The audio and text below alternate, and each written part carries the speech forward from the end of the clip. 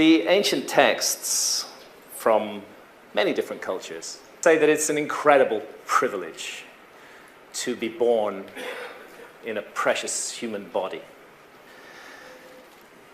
and to live on this beautiful gem, this garden, this delight of a planet, a gift we were all given when we were given the opportunity to incarnate here, now, on this planet, at this time. We live at a crossroads. There's no doubt. We all feel it. We all know it. There's something coming down the track. And we have to figure out how we're going to respond to that. How we're going to turn it into an opportunity for growth rather than an opportunity for destruction. I don't think it's the first time that mankind has stood at such a crossroads. But here we are now, facing it and hopefully dealing with it. A precious opportunity which should not be wasted. Today I'm going to talk about some traces of perhaps a lost civilization, and these will look primarily at scientific traces and also at spiritual traces of that civilization all around the world. I believe we are a species with amnesia. I think we have forgotten our roots and our origins. I think we are quite lost in many ways, and we live in a society that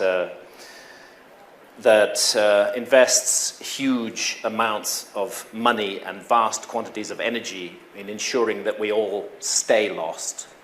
A society that invests in creating unconsciousness, which invests in keeping people asleep so that we're just passive consumers or producers and not really asking any of the questions. And I found for me the study of the past and the mysteries of the past has been a liberating process in terms of looking at the present. This is the world, of course, as it looks today. We're very concerned about such issues as global warming, climate change, and coming earth changes, which many have intuited. But if you go back 21,000 years, you will find that the world looked very different. There were gigantic ice caps covering the major land masses. The ice over North America, this huge ice cap, was actually 2 miles deep. Can you imagine that? 2 miles of ice sitting on top of New York City? Well, I don't know, but that's how it was. Same in Come Closer. I mean, just an extraordinary thing. Nobody could live there. Any traces of whatever was underneath it were ground to dust by the weight of that ice.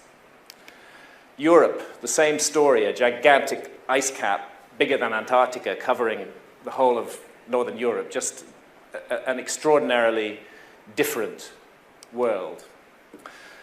This is our world today with its familiar contours and outlines, and this is the world at the end of the last, not the end, but at the last glacial maximum, 21,300 years ago. There was no Red Sea. There was no Arabian Gulf.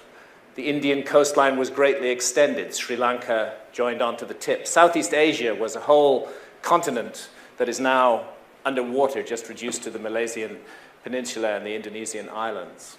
Altogether, 10 million square miles of land were above water then that are underwater now. And 10 million square miles of land, that's the whole of Europe and China added together in terms of area. So this was a very serious change that took place in the earth when we went from that to this. And it was a change which unfolded over a period of about 10,000 years, but sometimes it was extremely cataclysmic. It wasn't just a slow drip, drip, drip of the ice sheets. What would happen on top of those 2-mile-high ice caps is that you would get a gradual accumulation of meltwater in glacial lakes on top of the ice caps. And this would perhaps accumulate for 4,000 or 5,000 years before the boundaries surrounding it broke, and the huge explosion of water poured down off the ice caps, reaching speeds of 1,000 kilometers an hour, coming down, tearing over the land, destroying the landscape, rushing into the sea, and raising sea level. 30-foot, 40-foot rise in sea level overnight happened twice during the last ice age. We can imagine what a 30 or 40-foot rise in sea level would do to our civilization today if it were to happen overnight. I believe it would bring it instantly to an end. Now, we have traditions, myths, stories from all around the world of an all-destroying global flood. And the tendency of academics is to say that these stories are just, what happened was there was some little local flood, and the people in that area imaginatively elaborated it into a global flood. I don't think I need such an explanation when I know that there were global floods at the end of the last ice age, when the whole world was flooded again and again and again. And I do believe that the flood myths from all around the world, amongst which, of course, I include the story of Atlantis, are a memory of real events recorded in myth and tradition. It's rather interesting that Plato, who is the earliest surviving source for the story of Atlantis, tells us that he got it from his relative Solon, who in turn got it from the ancient Egyptians, and that they spoke of a time 9,000 years before the time of Solon.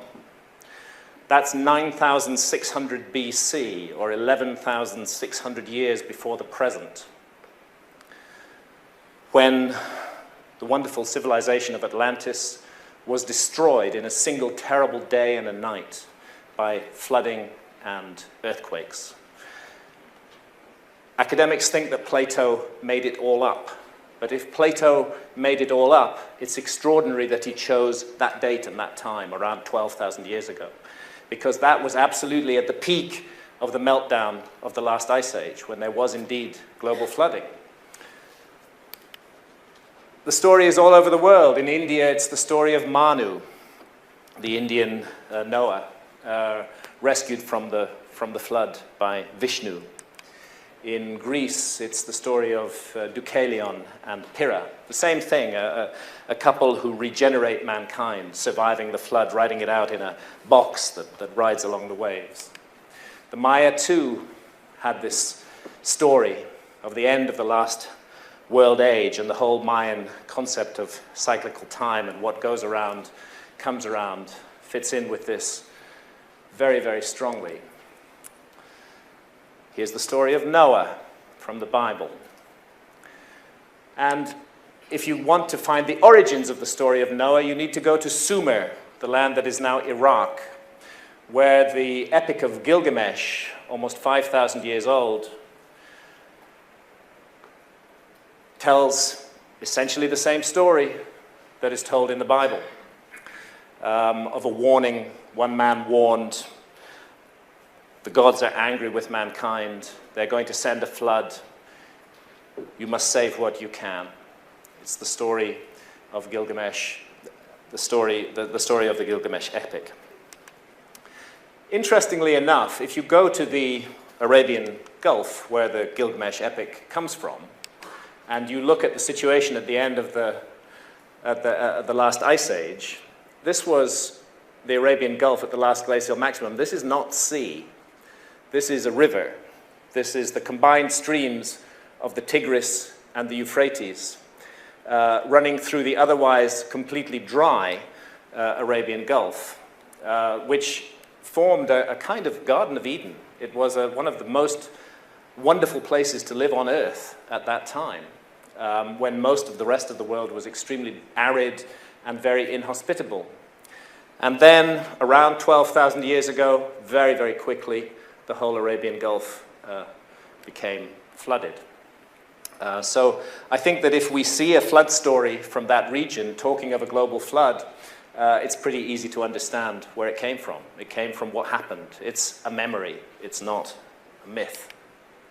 Australia, that's how it was at the last glacial maximum 21,000 years ago with that gigantic tip of Southeast Asia nearby. That's how it is today. And again, the Aborigines of Australia, who've been in Australia for 50,000 years, have myths and traditions of global floods.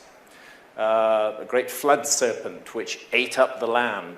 It's put into symbolic language, but again, it's a memory of what happened at the end of the Ice Age. Now, one of the things, when I first began to explore these mysteries 20 plus years ago now, one of the first things that struck me was what I call the mystery of the maps. That there are certain maps that have come down to us from antiquity which show the world not as it looks today, but as it looked during the last Ice Age.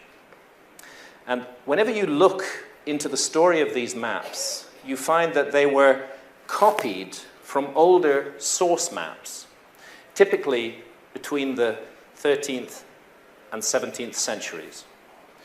So the maps that we look at are relatively recent. They date from the 13th to the 17th centuries. But when you find their origins, you find that the map makers drew on many source maps which are no longer available to us. These ancient maps seem to record the world as it looked 15,000 years ago.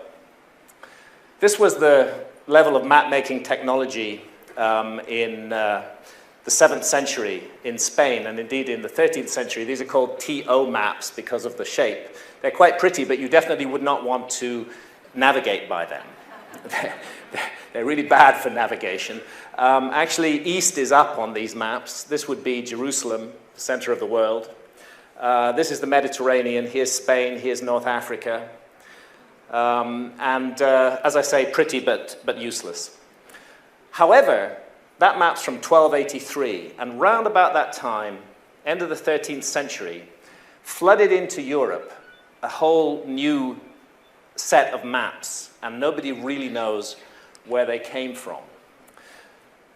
Ptolemy's maps, we know of Ptolemy, of course, but he himself, 2,000 years ago, was drawing on earlier source maps when he created his maps. And those maps disappeared during the Dark Ages. They were preserved in monasteries, and they came to the attention of mariners at the end of the 13th century. They're not as good as modern maps, but they're very good, and you can navigate by them. Another mysterious group of maps appeared at that time, and these are the so-called Portolans, the Portolan cartographic tradition. This is the Pisan chart from 1280. It's the earliest surviving example. That's Italy there. You're coming into Spain and North Africa here, and the Holy Land there. What's remarkable about these maps is that they incorporate incredibly precise latitudes and longitudes. Now, latitude is a relatively easy thing to do simply by measuring the height of the sun or stars above the horizon, but the pole star above the horizon specifically. But longitude requires technology. It requires a chronometer that can maintain accurate time as the Earth spins. And our civilization was not able to do longitude until the late 18th century. And that's why many mariners, before the longitude problem was cracked, would end up bumping into coastlines that they didn't expect to be there because they'd done their calculations wrong. But weirdly, in these older maps, highly accurate longitudes. How do we explain that other than as a heritage from an earlier map-making tradition? Charles Hapgood, his work on the maps of the ancient sea kings is really the best source on this material. And he's suggesting that the Portolan tradition came through a predecessor of Ptolemy, Marinus of Tyre, perhaps through Ptolemy, stored in the Library of Alexandria. When the Library of Alexandria was burned down, some of those maps went to Constantinople. Crusaders went into Constantinople and took away some of those maps and reintroduced them to the world. That's roughly the suggestion here. I think everybody's heard of the Piri-Reis map, which is a Portolan map. And here we see South America's east coast, to be compared there, the west coast of Africa, and down here at the very southern tip of South America, a continuous landmass that appears to be Antarctica on a map dating from 1513. And it's really a puzzle if you find Antarctica on maps from the 16th century, because our civilization didn't discover Antarctica until the early 19th century. Here's Antarctica as it looks today, and here's Antarctica as it looked around the year 1800 in this map from Russia, which shows no Antarctica at all. And it's not there because we hadn't discovered it in 1800. We didn't discover it until 1818. Yet if you go back to the 1600s and the 1500s, Antarctica is all over ancient maps. There it is in this beautiful work of Orontius Phineas, a rather accurate depiction of the continent of Antarctica. And here again, a map by Mercator, everybody's heard of the Mercator projection, a great map maker. Here again, Antarctica, present in that map. Both of those maps, the Orontius Phineas map and the Mercator map, drew on earlier source maps, now lost to us. Is it possible that those earlier source maps may go back to an earlier civilization, one that had the technology to explore the entire globe, to map it mathematically in a way that we can recognize today as highly sophisticated, because that's what these maps seem to show. Here's one of those Ptolemaic maps, not quite so good as the Portolans, but still pretty good, and interesting, really, to look at Southeast Asia and how Southeast Asia is represented in this huge landmass here, and to compare that with, well, there's Southeast Asia today. There it is on that map, and here's how it looked 21,300 years ago.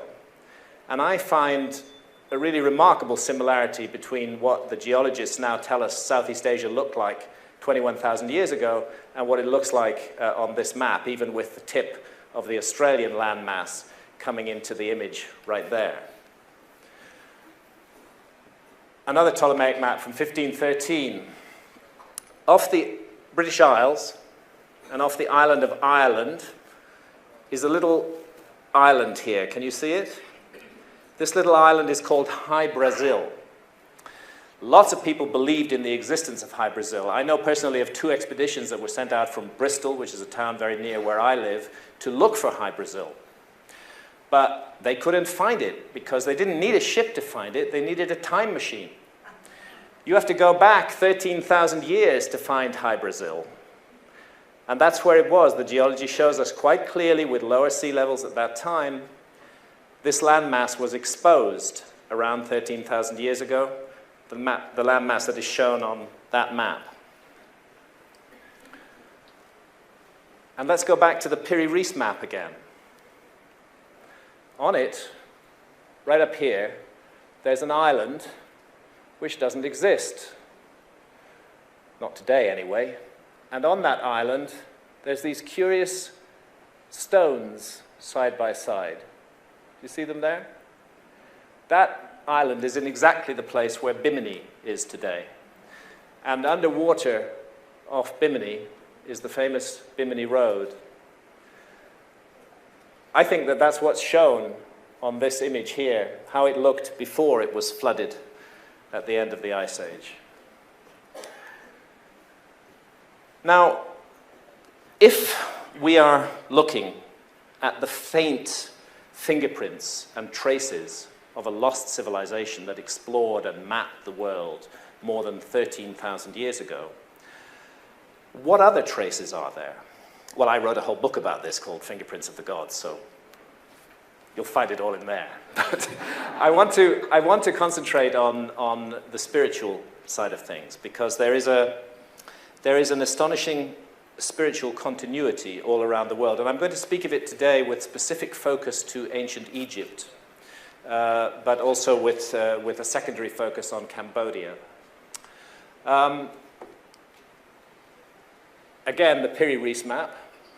It actually turns out to be drawn on a very modern projection, which is an azimuthal equidistant projection, and it's based on Cairo, where Giza is, where the pyramids of Giza are. So this seems a good opportunity to go to Giza. And here we find the majestic, the incredible, the mysterious Great Sphinx, speaking to us in riddles down the ages, this beautiful and majestic monument, and the pyramids themselves.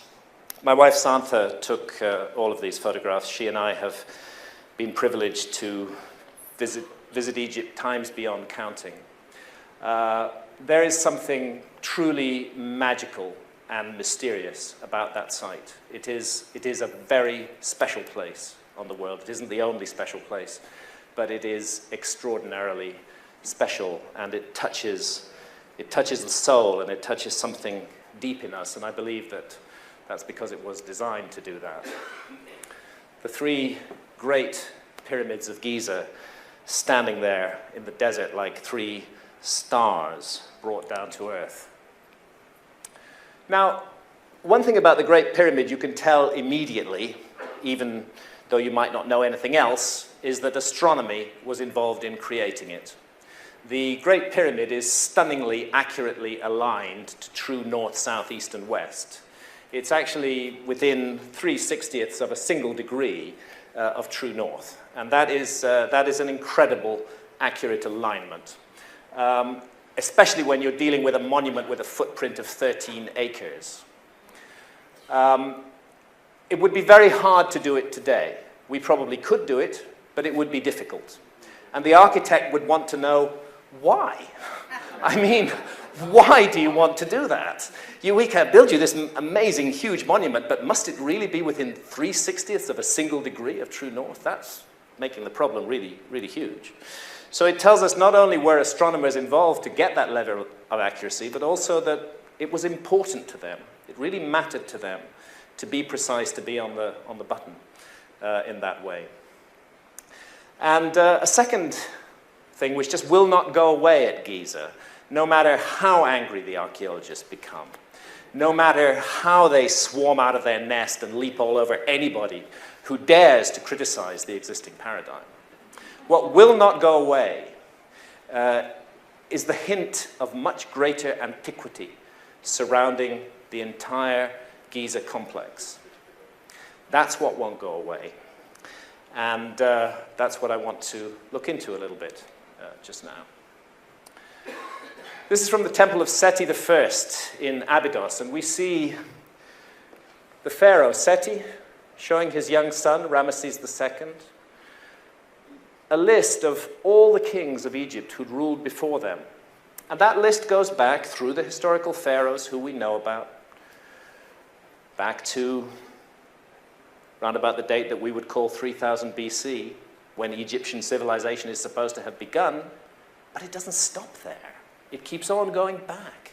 It goes back thousands and thousands and thousands of years before that, until the time of the gods, the time that the ancient Egyptians called Zep Tepi, the first time, when the gods brought civilization to Egypt. That's what the pharaoh is showing his son, a connection to the gods, going back thousands of years into the past. And from the tomb of Seti I, again, we see this idea. It goes right the way back to the god Osiris. here showing the way to the future Horus kings of Egypt, how they should live, how they should create a kingdom, how it should be in harmony between earth and heaven. Everything goes back to the first time, to the time of the gods, to the time of Osiris.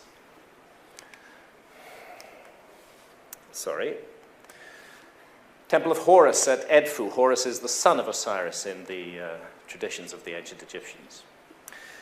At this temple of Horus, there are whole walls covered with texts. And those texts are known as the Edfu building texts. This is what they look like. And they're very mysterious. Many people, many archaeologists will tell you that there is no flood tradition in Egypt. This is absolute nonsense. They clearly have not read the Edfu building texts, because the Edfu building texts speak of a homeland of the primeval ones. They say it was an island. They say it's where the gods lived. They say there was a great flood there, which utterly destroyed it. And that those gods who survived came to Egypt, settled in Egypt, and started to re-establish what they had had before. They built what were called primeval mounds all over Egypt, which were to be the sites of all future temples and religious structures in Egypt. Is it possible that some of the monuments of ancient Egypt are actually much older than the Egyptologists tell us? Here's the Osirion in Abydos, named after the god Osiris. And it's a very curious structure, gigantic blocks of stone. 100-ton weights are very common in the Osirion. And weirdly, it's close to 100 feet lower than the nearby temple of Seti I. Now, Egyptologists attribute this monument to Seti I. But it actually appears to have been built at a much earlier phase. It's just so much lower down. It's like there's been an accumulation of silt on top of it, and then thousands of years later, Seti I came along and built his temple. And then when the archaeologists excavated it, they said, well, that's by Seti I. This is nearby. It must be by Seti I. There's no good evidence connecting it to Seti I at all. The Great Sphinx of Giza. I'm not going to go into detail into Robert Schoch's and John Anthony West's extraordinary work on the rainfall erosion of the Sphinx, but it has thrown a real spanner in the works of Egyptology, and the Egyptologists are still very upset about it. You know, how dare a geologist suggest that the Sphinx actually might be thousands of years older than it's supposed to be, because that is what Schoch and West are suggesting, that these erosion patterns in the trench surrounding the Sphinx, which we would have seen on the body of the Sphinx too if it had not been restored again and again down the ages, that this erosion pattern can only be caused by exposure to thousands of years of heavy, heavy rainfall. And no such rainfall fell in Egypt in 2500 BC when the Sphinx is supposed to have been built. You have to go back to the end of the last ice age to find that massive precipitation that could have caused this level of weathering in Egypt. And these extraordinary temples that stand in front of the Sphinx were created from the limestone that was quarried out around the body of the Sphinx to create the body. Therefore, they are as old as the Sphinx. If the Sphinx is 12,000 years old, then so are these temples. And these temples, like mighty memorials of a forgotten past, are really hard to explain. There are blocks of stone, again, in the range of 100 tons in these temples, and they just have been built up as though it's an easy thing to do, as though it's easy to manipulate 100-ton blocks of stone. Now, the three great pyramids standing above the modern city of Cairo. That atmosphere of strangeness and mystery cannot be escaped. Let's take a quick flight around the great pyramids of Giza. We're looking from the east side here over the village of Nazlet al-Saman, the great pyramid of Khafre, supposedly the pyramid of Menkaure. We'll come around again, swinging around to the west side now. This is the north face of the Great Pyramid, the second pyramid, the third pyramid. Can you see the Sphinx, by the way? This is the Sphinx down here. The Sphinx is 270 feet long and 80 feet high, but it's dwarfed by the pyramids. It almost disappears from view. And here's the Valley of the Nile off to the east. So let's just come in closer and closer to these amazing monuments. The top of the Great Pyramid, 480 feet above the ground, a flattened area on top of the Great Pyramid there. And there I am, on top of the Great Pyramid. Now, I'm not showing this picture for, well, that's how I used to look in those days. Ah, sweet bird of youth. How quickly does she fly? We climbed up the southwest face there, the southwest corner. And actually, I've climbed the Great Pyramid 5 times. 3 of the climbs were legal, and 2 were illegal. This was one of the illegal climbs. And on one of the climbs, when I had more time, because I was up there legally and the police weren't going to arrest me, Santa and I, we spent some time looking around at the graffiti on top of the Great Pyramid. It's astonishing. There's graffiti going back hundreds of years up there. Even Mercator, that map maker, he left his graffiti up there. Loads of people have been climbing the Great Pyramid and leaving their graffiti. Including, I found, and this was an astonishing moment for me, one step down, just behind me there, is a piece of graffiti that says, P. Hancock, April 5th, 1916. My grandfather was called Philip Hancock. He was in Egypt in 1916. After we got down off the pyramid, I called my dad, he was still alive then, and asked him to look at my grandfather's diary. What did he say for the date of April 5th, 1916? One single line, climbed the Great Pyramid today.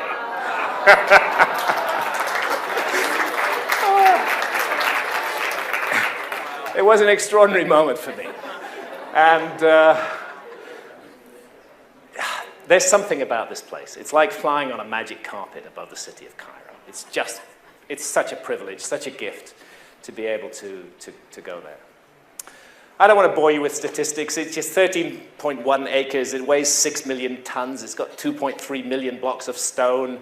It's 481 feet high. It just is the most amazing thing. You know, it's just, you can look at it and just kind of miss it, and then you look at it closely and you begin to realize you're looking at something that's utterly impossible. I just want to take you on a quick journey around some of the interior of the Great Pyramid. I think we'll start down here in the so-called subterranean chamber, which is 600 feet vertically beneath the apex of the pyramid and about 100 feet beneath the base.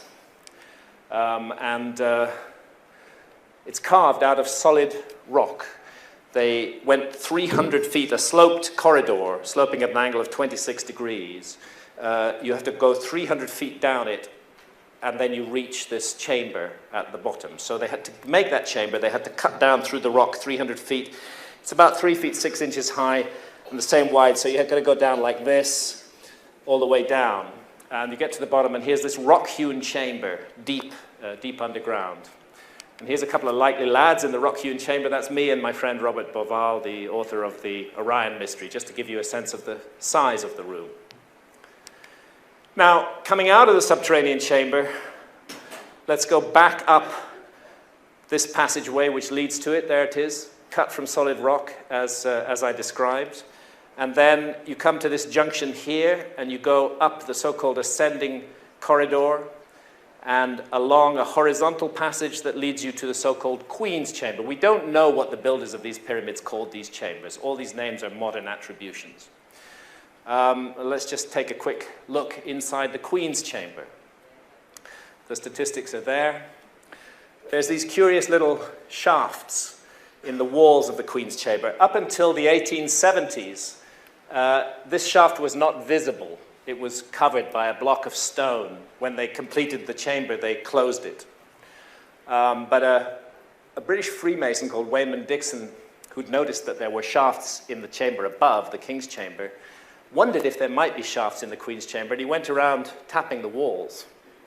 And he found these hollow points, cut out the stone, and sure enough, there's these shafts. And my friend Robert Boval has established the astronomical connections of these shafts. That the Queen's Chamber shafts point, the southern shaft, this one, points to Sirius, and the northern shaft points to Beta Ursa Minor. Very curious thing, especially since these shafts actually do not exit on the outside of the pyramid. The ones from the King's Chamber do, but these ones don't. And back in 1993, a German robotics engineer, Rudolf Gantenbrink, sent a little robot up that shaft, and 165 feet up the shaft, the robot came to this door with two metal handles. Rudolf Gantenbrink was immediately banned from doing any further work in Egypt and was sent away. The project was taken over by the Egyptian government. Some years later, Zahi Hawass sent another robot up the shaft with a mission to drill through that door and find out what was on the other side. And there we go, there's the drill, there's the door, there's the hole that they made. You know what they found on the other side? A space and another door. It's like an invitation. Search me. The pyramid is saying, search me, but I'm not going to make it easy for you. You're really going to have to figure this thing out. We still don't know what's at the end of that shaft.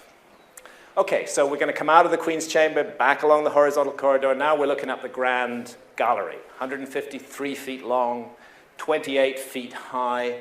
This is called a corbel vault. Each level protrudes slightly over the level below it and narrows up towards the ceiling. Well, these blocks weigh about 70 tons each. They're laid at an angle of 26 degrees. You can't get a sheet of paper between the joints. They're unbelievably precise. It's like being compared to opticians' work on a scale of acres. An astonishing feat of construction. The work of giants, really. At the top of the Grand Gallery, you have an entrance to the King's Chamber. This is the King's Chamber here. And above the King's Chamber, not known until the early 19th century, are 1, 2, 3, 4, 5 more chambers. And getting into those chambers is really fun. I'll come to that in a moment. But let's first of all go into the King's Chamber. And this is what the King's Chamber looks like. Those are those shafts again. This is the northern shaft, the southern shaft's on this side. One pointing to Orion's belt, and the other again pointing to one of the circumpolar stars. It's a beautiful geometric room. It's made of granite blocks. The Great Pyramid is a limestone monument. These granite blocks were brought about 500 miles from Aswan. They were lifted to a height of hundreds of feet above the ground and put into position in this extraordinary chamber in the heart of the pyramid. There is a sarcophagus in it. I and my colleagues believe that this is not a sarcophagus that ever contained the body of the pharaoh Khufu, or of any pharaoh. We think that it was involved in some kind of process, some kind of initiation. I'm going to talk about that a little bit. But because there is a sarcophagus in it, immediately the assumption has been made that this must have been the burial chamber of Khufu. Let's look at this setup again here. The King's Chamber and the so-called relieving chambers up above it, rather similar to the Djed pillar, the symbolic backbone of Osiris, which is a symbol of resurrection and rebirth in the ancient Egyptian religion. It seems that they were creating a symbol of resurrection, of rebirth within the Great Pyramid. To get into those rooms, here's what you do. You put a ladder 30 feet high up against this wall, and you lean it up against that side there, and there's a little hole just a bit wider than me, which fortunately a rope now hangs out of, and you grab hold of that rope, haul your body into it, pull yourself through, and then you get into a narrow tunnel, and that leads you into the first, and eventually into all 5 of these chambers. And I'll just take you to the top chamber. That's that one up there. And again, these extraordinary huge blocks of stone. These are in the range of 100 tons each, which form the floor of this chamber, and indeed all the other chambers, again, have these gigantic blocks of stone, which are almost impossible to move, really, but there they are. More graffiti inside. Sister M.T. Martin, 6th of February 1915. Oh, there's me with one of my kids, Layla. Again, just to show you the size and the scale of the thing. We'll go back to the pyramids. Here is the only evidence that Egyptologists are able to cite which connects the Great Pyramid to the pharaoh Khufu. And that is a cartouche which appears to say the name Khufu, that is found in that very topmost relieving chamber that I showed you. It's round about over here somewhere. And there are no other inscriptions whatsoever inside the Great Pyramid, not one. But this graffiti, as it's referred to, is supposed to be what's called a quarry mark that was put on the blocks by the gangs of construction workers who were quarrying out the blocks that would be built into the Great Pyramid. And they said, this is Khufu's block, or something like that. It's not very convincing evidence that the pyramid was built by Khufu or for Khufu. There is a hint of doubt over the authenticity of the cartouche itself. Could it have been forged by Howard Weiss, who found it in the early 19th century? But one thing's for sure, if Khufu was the builder of the pyramid, he had a pretty small ego for such a big monument. This is the only statue of Khufu that's ever survived. It's about 2 inches high. And, you know, you would have thought he'd have put his name all over this thing instead of just on some bit of graffiti up in a block in a chamber that nobody's ever going to see. But he didn't. It's absolutely bare. There are no texts, nothing in there that tells you what's going on. However, if you go down to Saqqara, about 15 miles south of Giza, you will come to a group of pyramids dating from the 5th and 6th dynasties, not the 4th dynasty, which this one supposedly dates to. And those pyramids are filled with text. Now, I'm just showing this overlay. Actually, I'm going to give away Santa's secret. She did this by accident. Because we were at Giza. Santa took a shot of the pyramids of Giza. Then we went down to Saqqara, and we went into the pyramid of Unas. And Santa took a photograph of the pyramid of Unas, and we got this double exposure, where the pyramid of Unas is overlaid on the Giza pyramids. And here are the so-called pyramid texts, the star-covered ceiling of the pyramid of Unas, and the pyramid texts on the walls. And these pyramid texts are the earliest surviving recensions of what we now know as the Books of the Dead, the ancient Egyptian Books of the Dead. And they concern the mystery of life and death and what it is we're doing on this planet. They're very deep, they're very profound. And they are, it seems to me that they were putting in writing there what the Great Pyramid does in architecture alone. The Great Pyramid does it entirely symbolically in architecture. In the later pyramids, they expressed it in texts. And all of these texts, whether it's the pyramid texts, which are the oldest surviving, the coffin texts, because they're written inside the lids of coffins, the book of what is in the Duat, which you'll find painted on the walls of many of the tombs in the Valley of the Kings, and the Books of the Dead, which were papyrus scrolls that were placed with the deceased inside the coffin. All of these seek to prepare us for the journey that the ancient Egyptians believed that we will face, that we will confront on our own deaths. And the ancient Egyptians regarded the issue of life and death as extremely important. Our civilization kind of avoids the subject of death, really. We don't want to know about death. We try to shove it away to the margins and not think about it. And least of all, to prepare ourselves psychologically and spiritually for that moment that will come to us all. The ancient Egyptians put their best minds to work for 3,000 years on considering the mystery of death and what we may or may not confront when we die. And when it comes to these matters, I would rather listen to the ancient Egyptians than any bloody modern scientist. Because the modern scientists are just pygmies, you know. They're infants, they're children.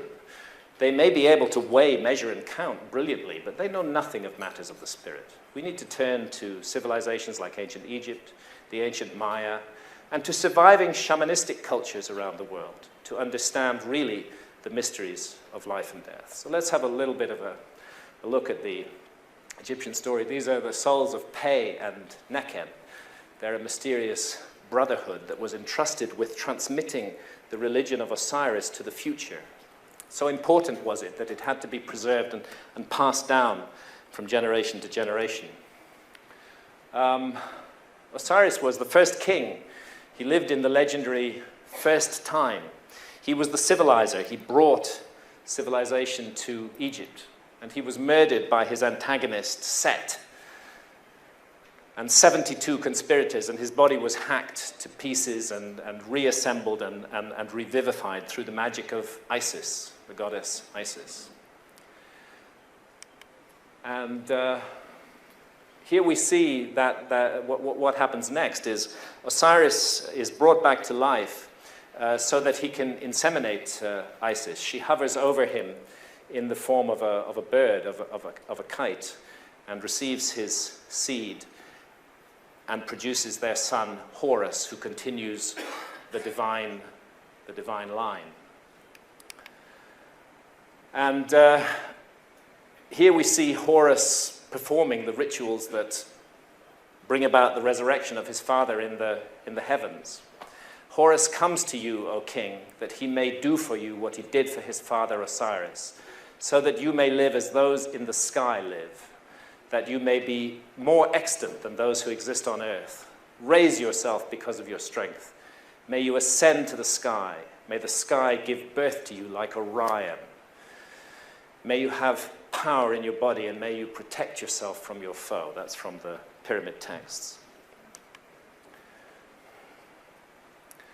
And again, this image from the tomb of Seti I, Osiris riding on his boat of stars, showing the way to the future pharaohs of Egypt. Nobody disputes that when the ancient Egyptians looked at the constellation of Orion, they saw it as the figure of Osiris in the sky. This is not a controversial statement. Orion ruled over the celestial afterlife kingdom of the Duat, and the Duat had very specific astronomical coordinates roughly between the constellation of Orion and Leo, and divided by the great river, the Milky Way, which the ancient Egyptians called the Winding Waterway. And again, all of this is laid out in the books. A lot of this is the work of Robert Bauval. He and I worked together on the message of the Sphinx. When you look at the layout of the pyramids on the ground, of course, everybody in this room is familiar with the Orion correlation theory, Robert Bauval's extraordinary discovery, which has really revolutionized our understanding of Egypt. You find that the three pyramids are representing the three stars of Orion's belt. The Nile is just right for the Milky Way. I'm not suggesting that the ancient Egyptians built the Nile. I'm suggesting that Giza was put where it was because the Nile was there, and it happened to reflect a celestial item that they wanted to draw down. And then we have this lion-bodied monument and the constellation of Leo, which I'm going to speak about a bit later. So Osiris ruled in the first time, and we shouldn't be surprised that the astronomical layout contains hints of very ancient origins, and I'll come back to those in a moment. I want to talk about the journey through the Duat, this strange parallel realm, which is at once a place in the heavens and also a kind of underworld with narrow corridors and passageways and strange chambers that you find yourselves in, and monsters and demons, and you have to be prepared for every challenge that you will face there. In fact, that was what your life was for. It was to prepare you for that moment when you make the journey through the afterlife realm. Sometimes the god Anubis would act as your psychopomp, as your guide, leading you through the afterlife. the texts make it clear that there was a great secret in the fifth division of the Duat, which is referred to as the land of Sokar and of Rostau. And it's not an accident that Rostau was one of the ancient names of Giza. In fact, in this image from the book of what is in the Duat, we see a pyramid, we see a sphinx, and we see a hidden chamber with this curious figure, three-headed serpent here, a winged serpent very familiar from this part of the world. Go back inside those chambers and corridors. There's the grand gallery of the Great Pyramid. Here's an image from the book of what is in the Duat. A boat, a huge boat, is buried on the south side of the Great Pyramid. We find boats used in the navigation of the Duat, the narrow corridors and passageways. Strange chambers, here with star gods seated. And the king's chamber. What I'm suggesting is that the Great Pyramid was your journey through the Duat in stone. It was a place where you prepared for that journey. And I think that this room probably has something to do with this scene. And this is called the judgment scene. And it takes place in the fifth division of the Duat, in the hall of Maat. Maat is the goddess of cosmic harmony, of truth, of justice. And she is symbolized by this feather. And here we see the deceased, in this case one of the Ptolemaic pharaohs, because this is from Deir el-Medina on the west bank at Luxor, being ushered into the hall of Maat, which is also called the judgment hall of Osiris. And here in the background we see a set of scales, and there are the scales. Here is the god Thoth, writing on a tablet. This monster is called Amit, the eater of the dead. He is part crocodile, part hippo, and part hyena. And here is Osiris sitting in judgment. The weighing of the heart is the central aspect of this scene. And what we see here, weighed against the feather of truth, of harmony, of justice, is this symbol representing the heart of the deceased. You would not want your heart to weigh heavy with sin. You would not want that to happen because then you might have to face the eater of the dead, and you definitely don't want to do that. It's as if your whole life is weighed up in this moment. These figures here are amongst the 42 assessors in the judgment hall of Osiris. They ask you questions. Did you kill? Did you steal? Actually, all the 10 commandments are there, and another 30 as well. And you're supposed to be able to answer all of them, no, I didn't do that. You're supposed to be able to answer in the negative. But so this is moral behavior. But there's a sense that the judgment of moral behavior in the ancient Egyptian judgment scene is only part of the story, as though it's necessary to lead a good life, but not sufficient. It's not alone enough just to lead a good life. It's as though these texts, these ideas are recognizing what I said at the beginning, that comes down to us from many ancient traditions, that it's a precious gift to be born in a human body. And the question that's being asked of you there not only is, did you behave morally and decently towards your fellow humans, but also, did you use that opportunity? You were given an opportunity. Did you use it well? Did you live? Did you really live that life that you were given? Or did you waste it away? That's the second aspect of the judgment scene, and the more difficult and the more complex one. So, Thoth records the verdict. If your heart outweighed the feather, if your life was lived inflicting misery and cruelty and pain on others, if your spiritual potential was utterly frittered away and wasted, this is what you would face. Annihilation, never to be born again, never to come back.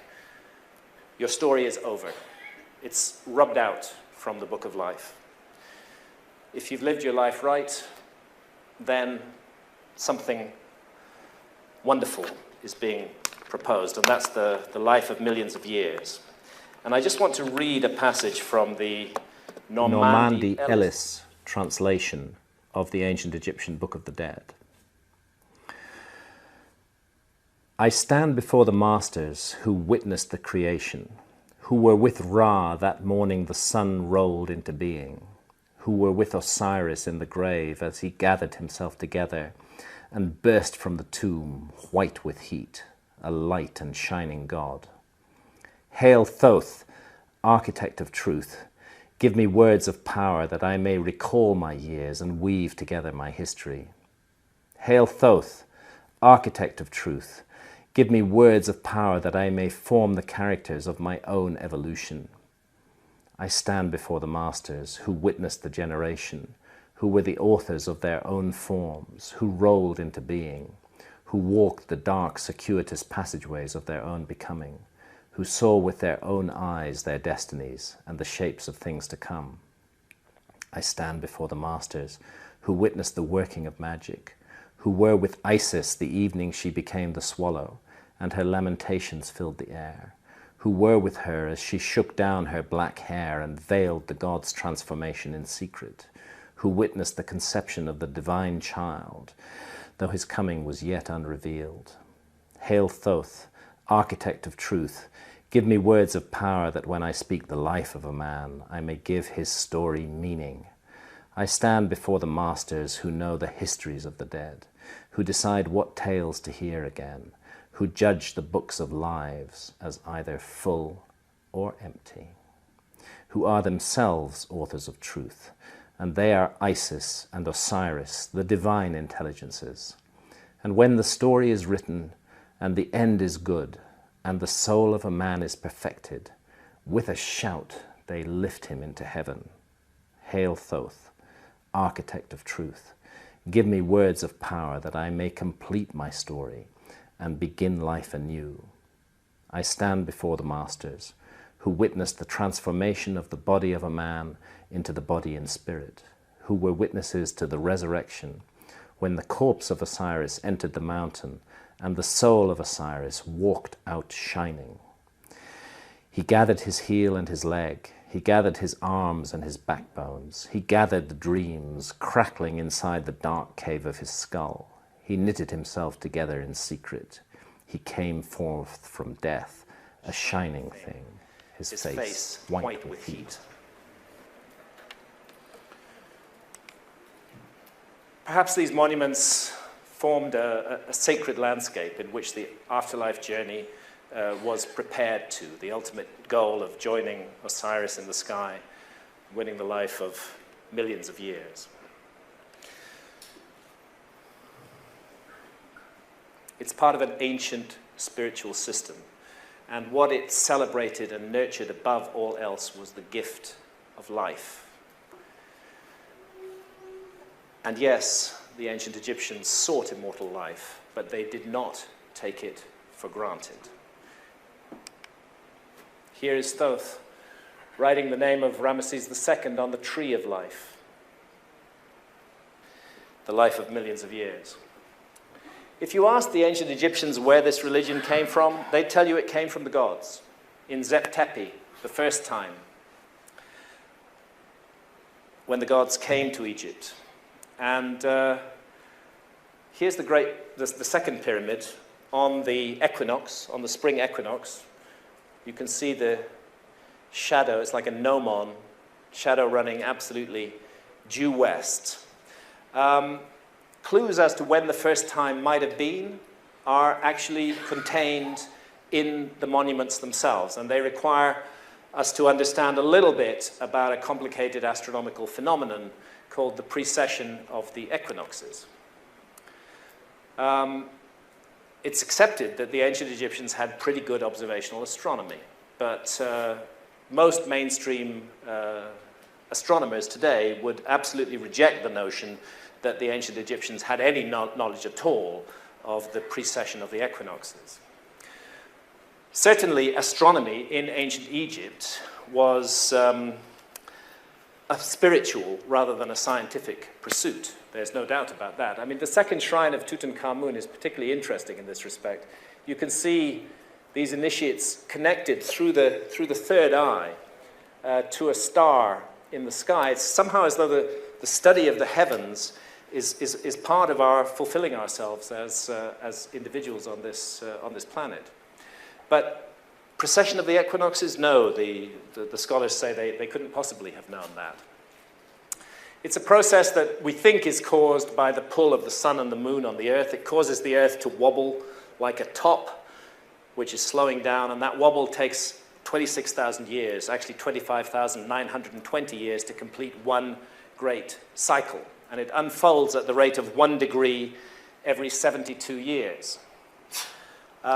Each of the 12 constellations of the zodiac gets 30 degrees along the ecliptic, the path of the sun, and the precession runs in the opposite direction to the normal direction of the zodiac. It goes backwards, it's precessing backwards.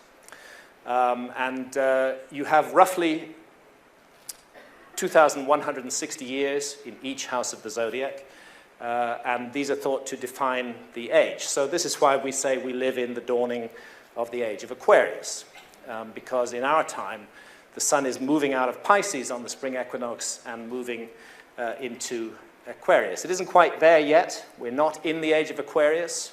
We're perhaps not even on the cusp. Another 100, 200 years, and we'll be much closer to the beginning of the age of Aquarius than we are today.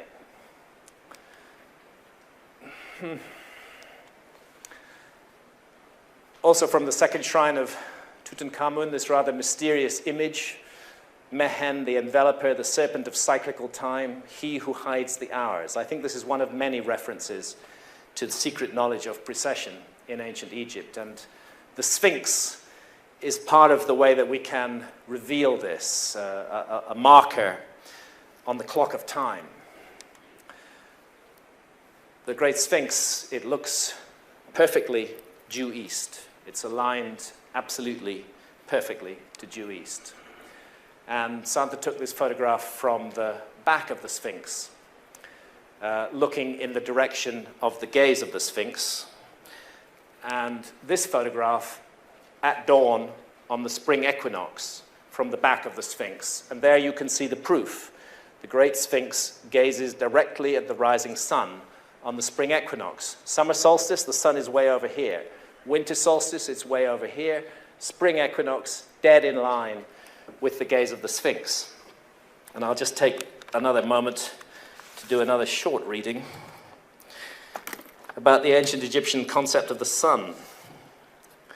Men praise thee in thy name, Ra, and they swear by thee, for thou art Lord over them.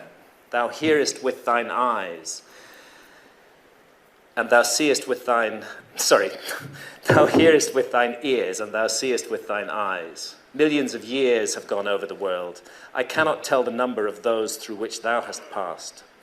Thou dost pass over and dost travel through untold spaces, requiring millions and hundreds of thousands of years to pass over.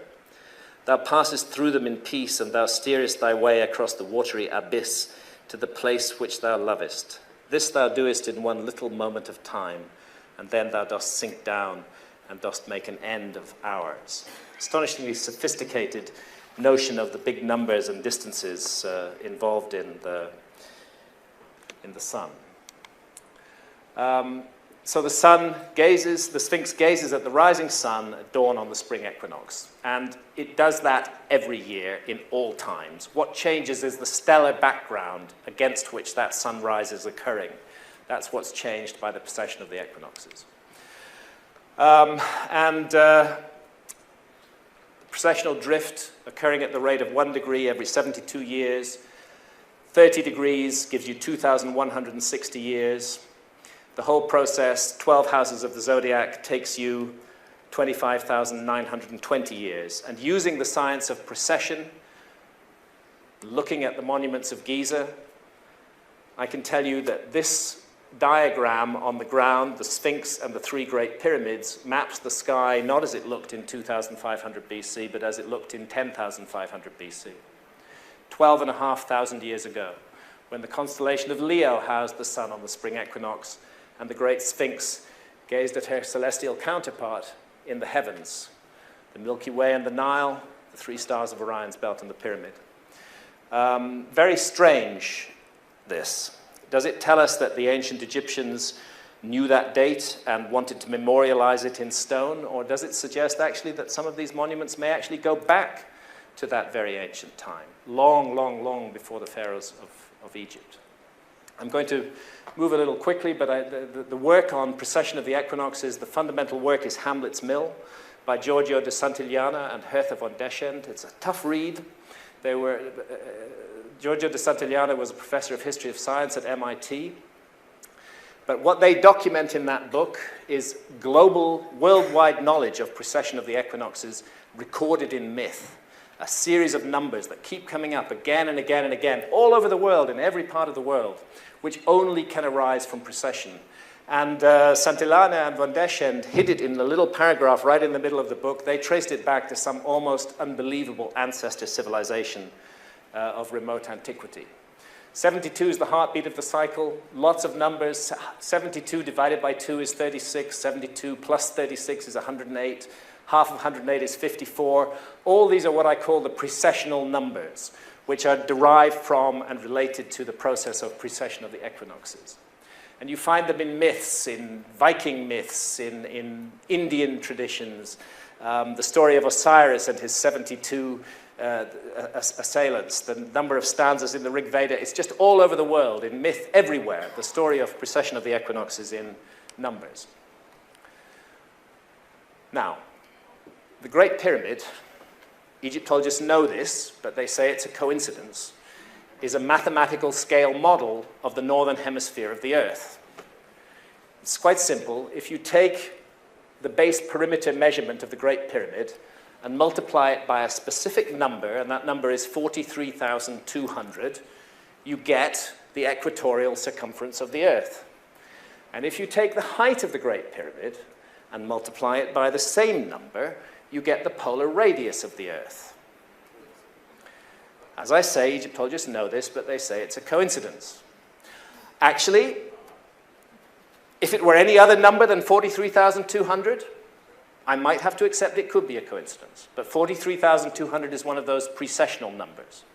It's one of those numbers that is derived from the sequence that evolves from 1 degree every 72 years. 72 times 30 equals 2,160. That's one house of the zodiac. 2,160 by 20 gives you 43,200. Let's jump to Angkor in Cambodia. Turns out that from Giza to Angkor is exactly 72 degrees of longitude. Weird, that. Another one of those precessional numbers. And makes me think of a whole worldwide project establishing sacred sites at certain positions of longitude around the globe and creating them for a very specific reason. And I think Angkor and Giza are intimately connected, although they seem to stem from very different periods of history. Angkor Wat. By the way, Ankh-Hor means life to the Horus in the ancient Egyptian language. That's another one of those coincidences, according to the scholars. Here's the Angkor Wat temple. Look at this amazing axis running all the way through it. Actually, it just disappears. We're slightly off the screen here, but it disappears right over the horizon, miles and miles away. It's an east-west axis. Rather pyramidal form of all of the temples in Angkor. And here's what happens on the spring equinox at Angkor. Stand on that causeway, look at the central tower, stand in the middle, and you'll see that it starts to rise, and then it slowly slides up the tower, nears the top of the tower, and then, bingo. The whole place just lights up like a fairy tale kingdom. It's an amazing experience, and you suddenly realize that this monument, this temple, was built to connect sky and ground at that moment, at that exact moment. It comes alive. That's what it's all about. It's an equinoctial marker, just like the Great Sphinx. There are 72 major temples at Angkor. There are curious pyramidal hills in the background. at Angkor. There are these amazing structures. This bridge over to Angkor Thom, 54 figures on each side of the bridge, another processional number. 54 plus 54 equals 108. 108 is 72 plus half of 72, 36. The churning of the Milky Ocean, a relief at Angkor. That's the same thing that's represented in sculpture here. It's represented in a relief here. You see the serpent Vasuki, gods on one side, demons on the other. Actually, these are the demons. These are the gods. They're pulling on Vasuki, the serpent, like he's some huge piece of rope.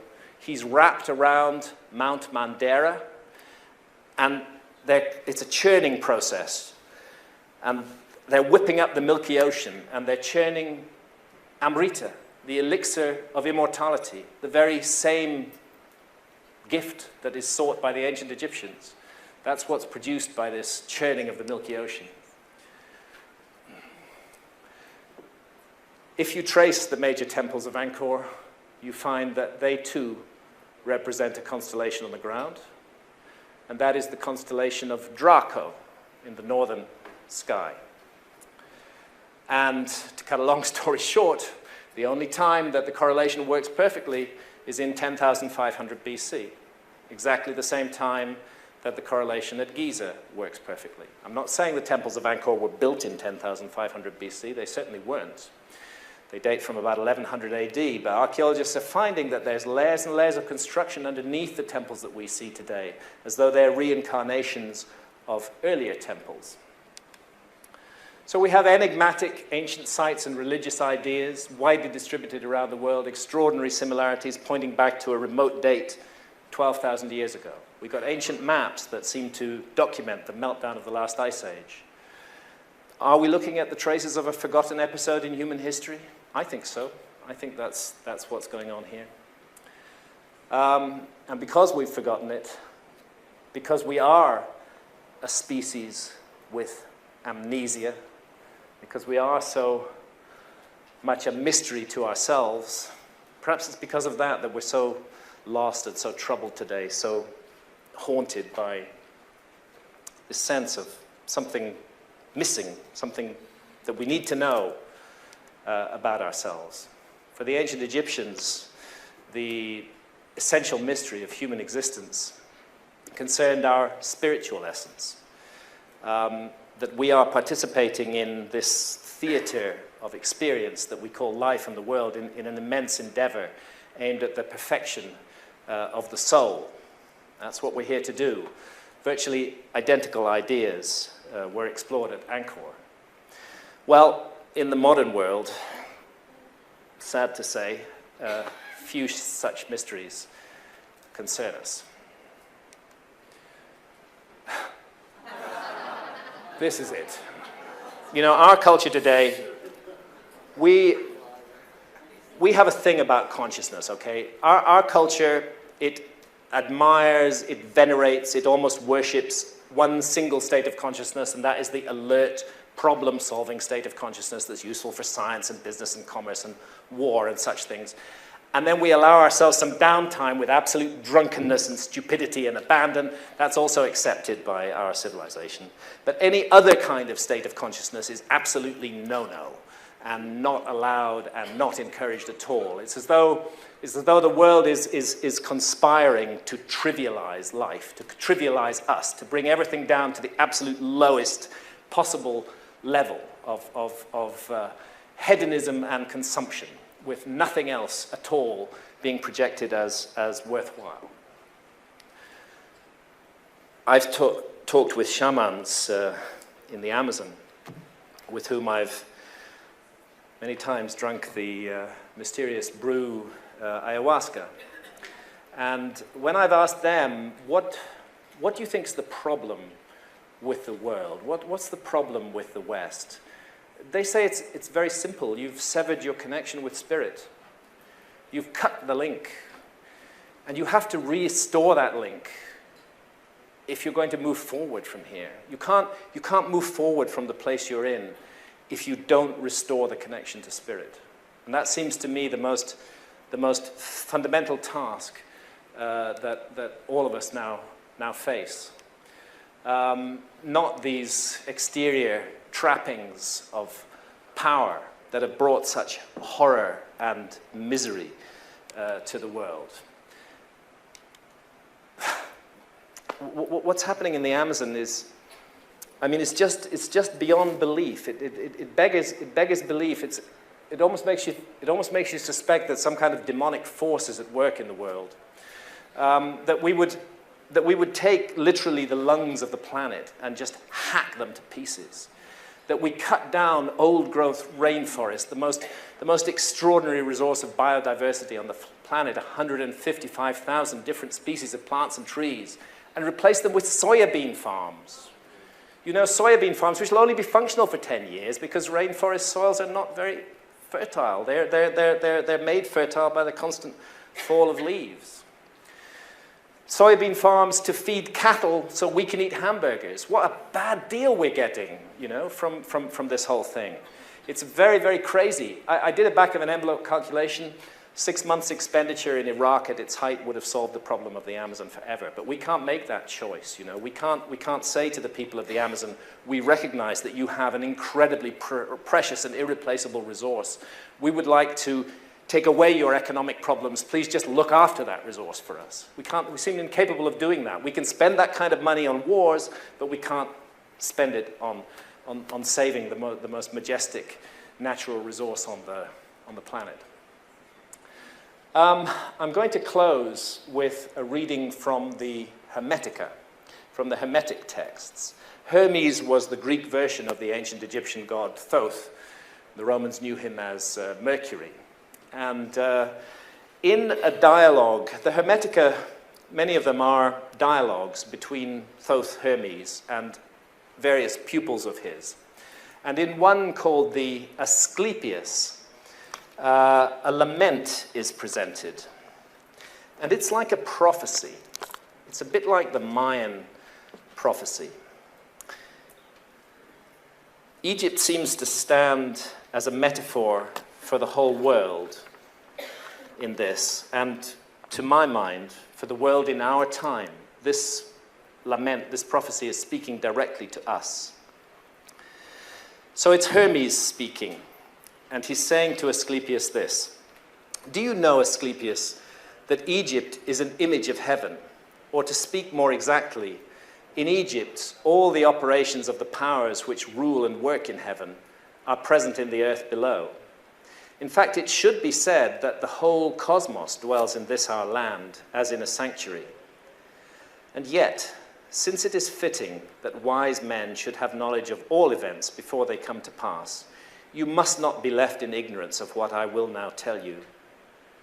There will come a time when it will have been in vain that Egyptians have honored the Godhead with heartfelt piety and service, and all our holy worship will be fruitless and ineffectual. The gods will return from earth to heaven. Egypt will be forsaken, and the land which was once the home of religion will be left desolate, bereft of the presence of its deities. O Egypt, Egypt, of thy religion nothing will remain but an empty tale, which thine own children in time to come will not believe. Nothing will be left but graven words, and only the stones will tell of thy piety. And in that day, men will be weary of life, and they will cease to think the universe worthy of reverent wonder and worship. They will no longer love this world around us, this incomparable work of God, this glorious structure which he has built, this sum of good made up of many diverse forms, this instrument whereby the will of God operates in that which he has made, ungrudgingly favoring man's welfare, this combination and accumulation of all the manifold things that call forth the veneration, praise, and love of the beholder. Darkness will be preferred to light, and death will be thought more profitable than life. No one will raise his eyes to heaven. The pious will be deemed insane, the impious wise, the madman will be thought a brave man, and the wicked will be esteemed as good. As for the soul, and the belief that it is immortal by nature or may hope to attain to immortality, as I have taught you, all this they will mock, and even persuade themselves that it is false. No word of reverence or piety, no utterance worthy of heaven will be heard or believed. And so the gods will depart from mankind, a grievous thing, and only evil angels will remain, who will mingle with men and drive the poor wretches into all manner of reckless crime, into wars and robberies and frauds and all things hostile to the nature of the soul. Then will the earth tremble and the sea bear no ships. Heaven will not support the stars in their orbits. All voices of the gods will be forced into silence. The fruits of the earth will rot. The soil will turn barren, and the very air will sicken with sullen stagnation. All things will be disordered and awry. All good will disappear. But when all this has befallen Asclepius, then God, the creator of all things, will look on that which has come to pass, and will stop the disorder by the counterforce of his will, which is the good. He will call back to the right path those who have gone astray. He will cleanse the world of evil, washing it away with floods, burning it out with the fiercest fire, and expelling it with war and pestilence. And thus he will bring back his world to its former aspect, so that the cosmos will once more be deemed worthy of worship and wondering reverence. And God, the maker and maintainer of the mighty fabric, will be adored by the men of that day with continuous songs of praise and blessing. Such is the new birth of the cosmos. It is a making again of all things good, a holy and awe-inspiring restoration of all nature, and it is wrought inside the process of time by the eternal will of the Creator. I don't know whether we're going to face some terrible global catastrophe in 2012 or not. I certainly hope not. I hope it will not come down to misery and horror and awful, awful things. There's enough of that in the world already. But I do remember what all the ancient texts say. There isn't a single flood myth, there isn't a single story of the destruction of past civilizations that don't implicate humanity in the story somewhere. Our own behavior and what we do is part of what we're bringing down on the world right now. What we are manifesting in the world, that is what is coming towards us. We are the authors of this thing, and we can change the story if we want to change it. I firmly believe that. This is the moment of crossroads that we stand at. None of us can effect changes on a macro level. It's impossible to do so. But we can make changes on a micro level. We can make changes in our own lives. We can make changes in our immediate surroundings. Changes for the better. Changes driven by love and by hope. I'm a deeply flawed human being. I have tremendously bad habits and lots of bad aspects to my personality. Over the last decade or so, I've come to look at some of those things objectively, been very much helped by ayahuasca, the brew that I mentioned from the Amazon in doing this. I'm working hard to change my life, to try to be a more nourishing person to people around me. I'm not saying that I'm succeeding. I fail every day, but I'm still trying to do that. And that's really all I can say when we confront something so huge and so overwhelming as the notion of global destruction. No, I can't stop that, but I can stop what I'm doing to contribute to it. And if we all do that, then I believe a huge change in consciousness will come, and the world can move on, and we can look forward to a future for our children and our children's children, and once again bring this bright, beautiful, jewel garden of a planet, bring it back to the place it should be in our lives. Thank you, ladies and gentlemen.